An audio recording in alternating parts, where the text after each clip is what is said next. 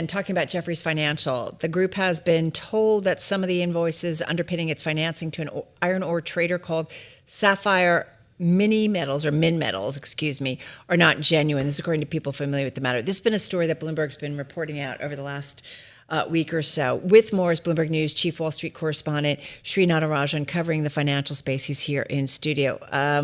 For those who maybe haven't been following, there's been a lot going on. What do we need to know?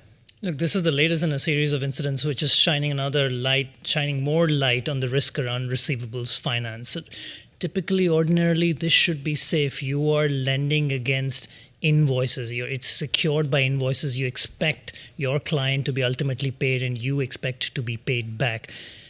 When it goes right, it is good money for the lenders. But there are occasions when it can go wrong, and it can go horribly wrong. And that's we saw it last year with First Brands and the collapse around First Brands and all the allegations around fraud and scam that came out. Now, over the last week, we've seen these instances first with Radiant World that Bloomberg reported last year. And now another company, Sapphire Minmetals, which seems to be somewhat tied to Radiant World, at least at some point. Radiant World and its owners were majority owners of Sapphire Minmetals. But the interesting bit for us is the connection of Point Bonita. Point Bonita is a trade finance focused fund at the asset management division of Jefferies.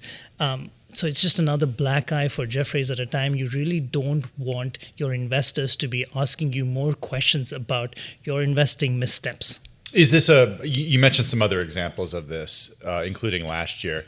Is this part of a pattern of events, or is this just the latest one-off?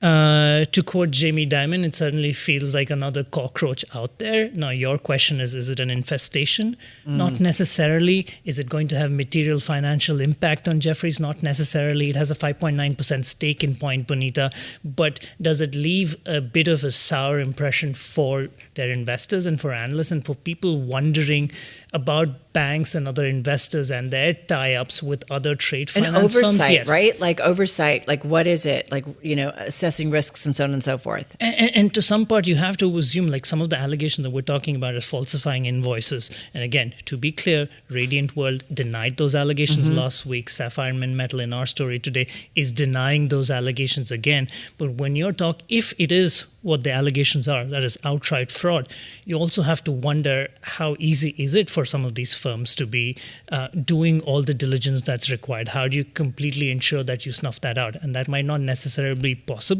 but your investors will expect higher standards and much better diligence going forward. And that will focus people to reassess their processes to be able to sniff out risk and to be able to avoid some of these landmines. Goes to reputation, right? Ultimately. And again, we should say there's still more to be known here. So we're a lot more to be known.